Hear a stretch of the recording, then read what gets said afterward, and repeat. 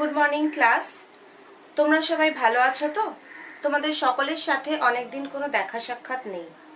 করোনার কারণে আমরা প্রত্যেকে আজকে গৃহবন্দী। স্কুলে যাওয়া আজ আমাদের সববার বারণ। তাই বলে পড়াশোনা তো বারণ নয়, পড়াশোনা থেমে থাকলেও চলবে না। তাই আজকে থেকে তোমাদের নিয়মিত অনলাইন ক্লাস শুরু হলো। আজকে আমি তোমাদের ক্লাস 10-এর লেসন 4 অর্থাৎ টেড হিউসের লেখা কবিতা মাই ওন ট্রু ফ্যামিলি পড়াবো। তো আমার সাজেশন, ভিডিওটাকে তোমরা এই মুহূর্তে একটু পজ করে প্রত্যেকে যে যা টেক্সট বই নিয়ে চলে এসো। বইয়ের প্রত্যেকে পেজ নাম্বার 31 খোলো। Lesson 4 my own true family written by Ted Hughes. কবিতাটা আমি লাইন বাই লাইন পড়বো, কিন্তু তার আগে আমাদের প্রত্যেকের একটু কবি পরিচিতিটা জেনে নিতে হবে, তাই তো? অর্থাৎ টেড হিউস কে ছিলেন? এডওয়ার্ড জেমস টেড হিউস অর্থাৎ টেড হিউজের পুরো নাম ছিল এডওয়ার্ড জেমস টেড হিউস ওয়াজ আ নোটেড ইংলিশ পোয়েট। তিনি একজন বিখ্যাত ইংরেজ সাহিত্যের একজন কবি ছিলেন। and had been the poet laureate of Great Britain from 1984 till his death. এবং ব্রিটেনের পোয়েট লরিয়েট ছিলেন, অর্থাৎ ব্রিটেনের যে রাজসভা, সেই রাজসভার রাজকবি ছিলেন কত সাল থেকে? 1984 সাল থেকে তার মৃত্যু অর্থাৎ 1998 সাল পর্যন্ত। His famous works include Birthday Letters, The Hawk in the Rain and Tales from Ovid. তার লেখা বিখ্যাত কিছু কিছু কাব্যগ্রন্থের মধ্যে উল্লেখযোগ্য হলো the birthday letters, the hawk in the rain and tales from Ovid. এবার তার নেক্সট প্যারাগ্রাফ শুরু হচ্ছে, দেখো সেখানে আমাদের পোয়েমটা কি নিয়ে, অর্থাৎ মাই ওন ট্রু ফ্যামিলি এই কবিতাটার বিষয়বস্তু কি সে সম্পর্কে একটু ছোট্ট করে জিস্ট করে দেওয়া আছে।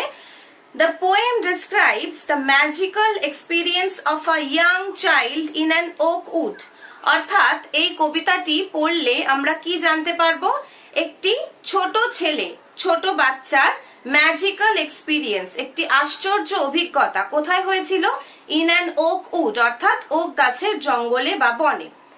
And indicates that human beings, আর এটা কিসের কি বোঝায় আমাদেরকে, কি ইন্ডিকেট করে, কিসের নির্দেশ দেয়? দ্যাট হিউম্যান বিইংস অর্থাৎ মানব সত্তা অ্যান্ড ট্রিজ এবং গাছপালা should thrive as a single family. মানব জাতি এবং যে প্রাকৃতিক পরিবেশ আমাদের আছে, গাছপালা, তাদের সবাইকে একসাথে একত্রিতভাবে একটি মাত্র পরিবার হিসেবে বেঁচে থাকা দরকার। It focuses strongly on the need to protect our natural environment for the welfare of mankind. এবং এটা কিসের উপর বিশেষভাবে দৃষ্টিপাত করছে কবিতাটা? The need to protect our natural environment, আমাদের যে প্রাকৃতিক পরিবেশ, ন্যাচারাল এনভায়রনমেন্ট, সেটাকে প্রোটেক্ট করার, সেটাকে সংরক্ষণ করার বা রক্ষা করার উপরে প্রচন্ডভাবে কবি এখানে এমফাসিস দিচ্ছেন, জোর দিচ্ছেন। কিসের জন্য, কেন আমরা রক্ষা করব? কারণ আমরা সবাই জানি যে প্রকৃতিকে রক্ষা করলে আলটিমেটলি আমাদেরই ভালো হয়, for the welfare of mankind, মানব জাতির কল্যাণের উদ্দেশ্যে। অর্থাৎ এই কবিতাটি অত্যন্ত প্রাসঙ্গিক কবিতা, কারণ কেবলমাত্র পরীক্ষার পড়া বা সিলেবাসের পড়ার জন্য যে আমরা এই কবিতাটা পড়বো তা কিন্তু নয়। আমাদের প্রকৃত মানব জাতির উন্নতির স্বার্থে বা পরিবেশ রক্ষাটা যে কতটা গুরুত্বপূর্ণ, পরিবেশ সচেতনতা আমাদের মধ্যে আনাটা কতটা দরকার, সেটা বোঝানোর জন্য কবি কিন্তু অনেক দিন আগে এই কবিতাটি লিখে গেছেন, মাই ওন ট্রু ফ্যামিলি। আচ্ছা, এবার প্রত্যেকে বইটা ফলো করো। আমি লাইন বাই লাইন কবিতা পড়বো এবং মানে বলে দেব। Once I crept in an oak wood. একদা, once মানে একদা বা এক সময়, I crept in an oak wood. crept শব্দের অর্থ কি?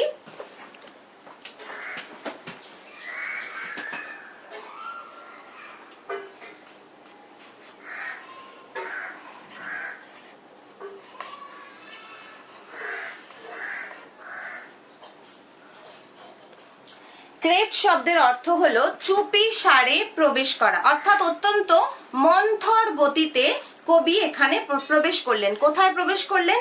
ইন অ্যান ওক উড অর্থাৎ ওক গাছের বনে। I was looking for a stag. এবং তিনি কি লুক ফর, মানে লুক ফরটা আমরা সবাই জানি একটা ফ্রেজাল ভার্ব, তাই তো? সামনাসামনি থাকলে এই প্রশ্নটা আমি তোমাদের করতাম যে লুক ফর এর মানেটা কি, যদি এখনো সামনে পাচ্ছি না বলে আমি বোর্ডে লিখে দিচ্ছি।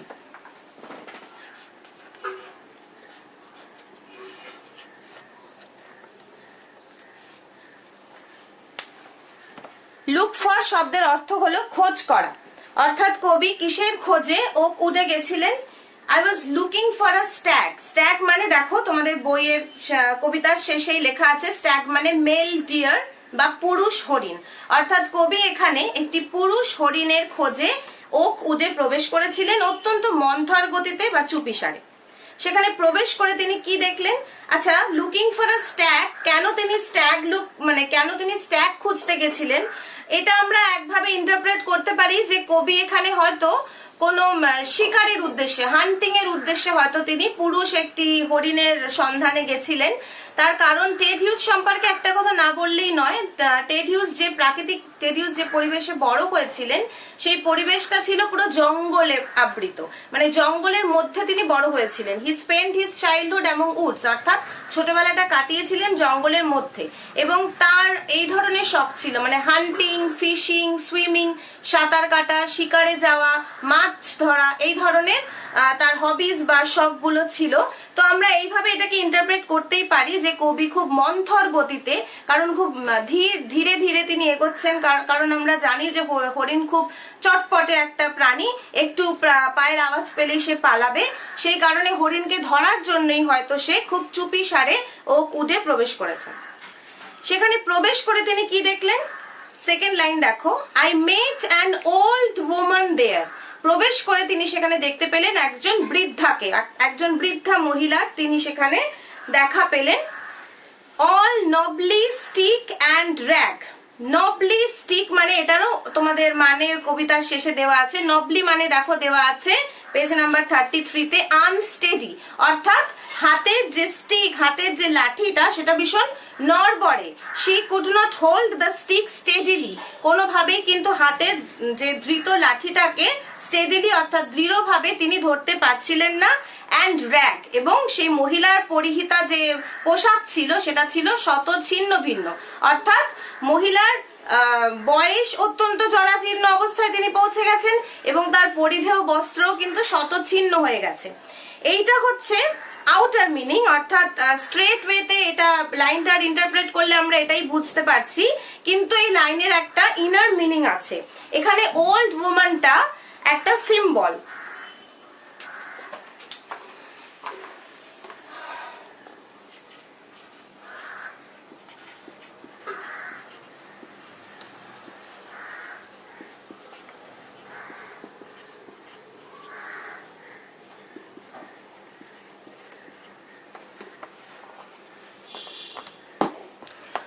Old woman is a symbol of nature, অর্থাৎ এই বৃদ্ধ মহিলা কিসের প্রতীকী, কিসের প্রতীক হিসেবে ধরা দিয়েছে?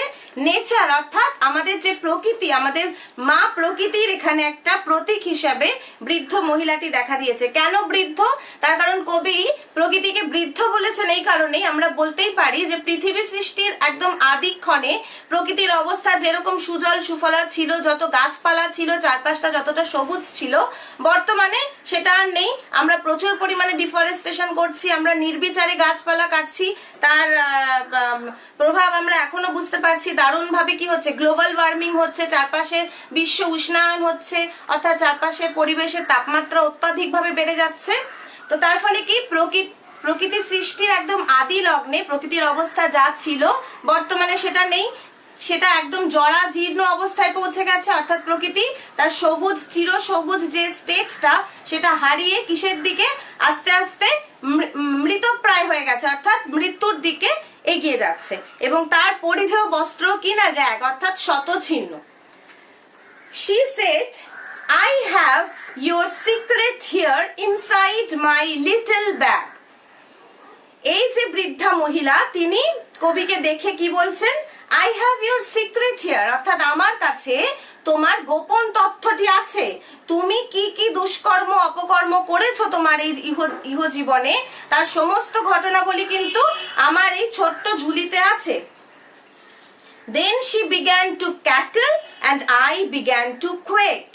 Then she began to cackle, এটা বলেই কি হলো? বৃদ্ধ মহিলাটি খ্যাক খ্যাক করে হাসতে শুরু করলেন। ক্যাকেল মানে অত্যন্ত কুৎসিত, কদাকার এবং বিভৎস যে হাসি, যেই হাসিটা আমরা যদি সামনে দেখি আমরা রীতিমতো কি করব? শিভার করব, অর্থাৎ কাঁপবো। অনুরূপ অবস্থা কবিরও হলো। কবি কি করলেন? আই বিগ্যান টু কোয়েক, অর্থাৎ কবিও কাঁপতে শুরু করলেন। অর্থাৎ আমরা যখন নিজেরা কোনো পাপ কর্মে লিপ্ত হই তখন আমাদের নিজেরা আমরা জানি, বিবেক আমাদের জানে। এবার অপোনেন্ট যদি সামনে এসে কেউ বলে যে আমি তোমার সমস্ত গোপন তথ্য জানি, তখন আমরা কি সবাই খুব ভয় পেয়ে যাব, ভীত সশস্ত্র হয়ে যাব। কবিও সেরকম অত্যন্ত ভীত হয়ে তিনি কি করলেন, কাঁপতে শুরু করলেন। He began to shiver. She opened up her little bag and I came twice awake. এবার বৃদ্ধা মহিলা কি করলেন, she opened up her little bag, তিনি তার যে ঝুলিটা আছে, ছোট্ট ঝুলিটা, সেটা আস্তে করে খুললেন। and I came twice awake, কবি এখানে কি বলছেন, তিনি দুবার জেগে উঠলেন। অর্থাৎ একবার তিনি জেগে উঠলেন, যেটা আমাদের বাহ্যিক জাগরণ, যে জাগরণ আমরা ঘুমিয়ে পড়লে পারিপাশ থেকে ধাক্কা দিলে যে জেগে উঠি আমরা, সেটা হচ্ছে বাহ্যিক জাগরণ। আরেকটা হচ্ছে আমাদের ইনার কনসিয়াসনেস এর জাগরণ, অর্থাৎ আমাদের ভিতরে যে বিবেক আছে, ইনার সোল আছে, ইনার সেন্স আছে, সেই ইনার সেন্স এর জাগরণ এখানে কবির হলো। অর্থাৎ কবি এতদিন যে জেগেছিলেন সেই জায়গাটা কিন্তু ছিল বাহ্যিক, সেটার মধ্যে কোনো ভিতরের কোনো ইন্ট্রিনসিক ব্যাপার ছিল না, এক্সট্রিনসিক ছিল।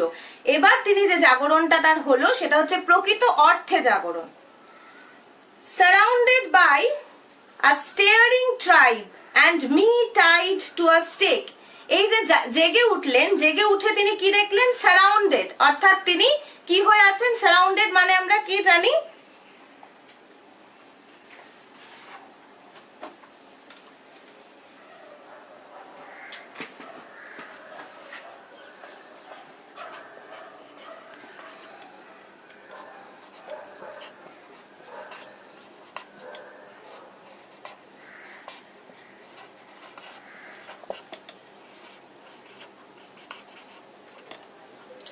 সারাউন্ডেড মানে, সারাউন্ড মানে পরিবেষ্টিত হওয়া, আর সারাউন্ডেড অর্থাৎ এটার সাথে পাস্ট টেন্সে আছে। Surrounded by a staring tribe, একটি প্রজাতি বা গোষ্ঠী, সেটা কি করছে, স্টেয়ার করছে, অর্থাৎ চোখটা একদম বড় বড় চোখে তাকিয়ে আছে, ড্যাব ড্যাব করে যাকে তাকিয়ে থাকা বলে। And me tied to a stake, এবং স্টেক, স্টেক আরেকটা নতুন শব্দ আমরা এখানে পেয়েছি।